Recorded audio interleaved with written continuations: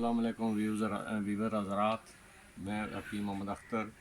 तो जनाब पहली वीडियो मैं दे रहा तिबिया फाउंडेशन का हिस्सा बनने तो बाद।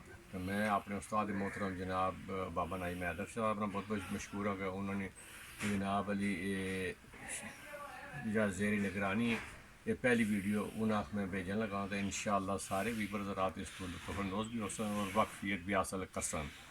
तिबिया फाउंडेशन ने जितने भी वीवर हैं सारे उन्हें सारे की मेरी तरफ बहुत बहुत सलाम। खास कर रिजवान शाह साहब जो तिबिया फाउंडेशन के चेयरमैन हैं, जनाब अली वाइस चेयरमैन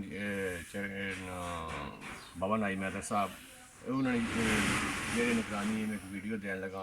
पहली वीडियो है मेरी जी तिबिया फाउंडेशन हिस्सा बनने के बाद मैं जी है ये भेजन लगा। तो मैं एक बूटी ने तारफ पेश कर लगा। उस बूटी का नाम होल होल है।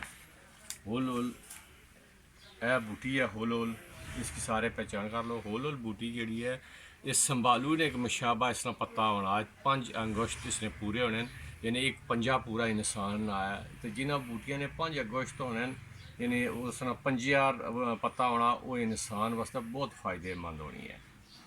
मैं जनाब इसने कुछ फवायद जड़े ये खास करी कन्न ने जितनियां बीमारियां हैं कि फोड़े फिंसियां कन्ना में हो जानियां, वो इसने पानी पाने नाल वो कन्न ने फोड़े फिंसियां खत्म हो जाने, बल्कि कीड़े तक जोड़े कन्ना च होने वो खत्म हो जाने। दंदा वास्ते दंद के दर्द वास्ते ये बहुत बड़ी अक्सीर है कि जिथे दंदा दर्द हुआ उत्थे इसने पानी जरा ने रुई ने बड़ूआ बना के रखने नाल उसने दंदा दर्द खत्म हो जाना। पेट ने कीड़ियां वास्ते इसकी जरा ना खलाया जाए एक तोले की मिकदार में किसी चीज़ मिक्स करके पिलाया जाना इस तरह पानी, तो वो पेटें कीड़े जोड़े वो मर जाने।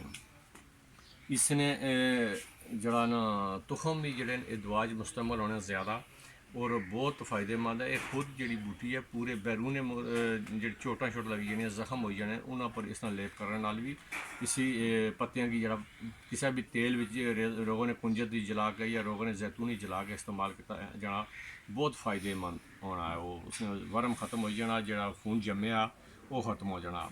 ये होल होल एक खास किस्म की बूटी है। इसने बीज जोड़े खास अहमियत ने अमलन लोग पुराने जो जमाने लोग सन या जमाने कदीम जितने लोग सन वो इसने बीज जोड़े सन आंडियां थोड़ी बराइयां करके इस्तेमाल करें सन। बहुत आला किस्म ने बीज होने और बीजन में तुम दसना कि ये इसने यह बीज हैं जोड़े ये बीज इसने होने डार्क ब्राउन कलर होना। इतना तुम कितने नहीं ब्राउन नज़र आने वाला डार्क ब्राउन और काफ़ी मकदार च होने। 4-5 फलियां ने बीज न, तो इसी फलियां की एक खासी मकदार होनी है। ये देखो इसलिए फलियां जड़ियाँ सुके दरखत नाल फलियां लगी होनी। और अगर 20-30 दरखत जोड़े ने बड़े दरखत हो तो 20-30 दरखत हो तो उन्होंने तकरीबन पा नहीं मकदार तुखम मिल जाने। इन्होंने तुखम ना या तेल कट के ना तो उस नाल तुसां शिंगरा हरताल पारा संखिया सारिया चीज़ां कायम कर सकते हो। बहुत अलग किस्म की चीज़ है। इसने बीज जोड़े ने उसका तेल वैसे भी जोड़े पेट ने कीड़े के अलग करना। इसने पत्तियां रास्ते कमीला एक दरखत होना जरा ना कश्मीर ने पहाड़ों पर पाया जाना, उस पानी मिक्स करके दिता जाना। जितने बच्चे ने पेट के कीड़े होने वो सारे हलाक हो जाने, वो बाहर निकली आने। उन्होंने बाद हल्का जहा जलाब दिता जाए किसी कैस्ट्राइल या किसी भी चीज़ ने दिता जाए तो वो कीड़े जोड़े वो खत्म हो जाने। इस बारे मैं एक बूटी जैसी खास किस्म है करीब तो मैं तुझे दसना कि इसकी पहचान कर लोग बाज़ लोग ये शिकायत कर रहे थे कि बूटी की तस्वीर सही नज़र नहीं आनी। इसने पत्ता जरा 5 अगस्त होना इस तरह दी फलियां इसने होनिया जड़ियाँ ने खड़ियाँ फलियां इसी लगी होनी उल्टी साइड पर। वो अगला लपट फली सुकी जानी तो उसने मुँह खुली जाना। तो इसके लिए जिले इसकी तोड़ सो फली की तोड़ के तो ऐसा नीचे कर सकता है बीज जिसने जड़े खुद ब खुद सारे बाहर आ जाने। बीज जिसने बाहर आ गए सारे ये बहुत फ़ायदेमंद है। जिस किसी की मिले खास कर उस तो बाद जोड़े वो इसको बहुत बड़ा फ़ायदा लेने ने। बुखार जितने हैं सारे उन्होंने अच्छा है। टाइफाइड हो गया, मलेरिया हो गया, ये कोने ना कम करनी है बुखार पर। तो इसने जो फ़ायदा लो आम मिलने वाली चीज़ है, कोई ये नापैद नहीं है। तो अच्छी बूटियाँ शुमार होनी है। इसने जड़ियाँ तना जड़ा होना वो सुरखी माइल होना, हल्की जी रुइयां पर होनी है।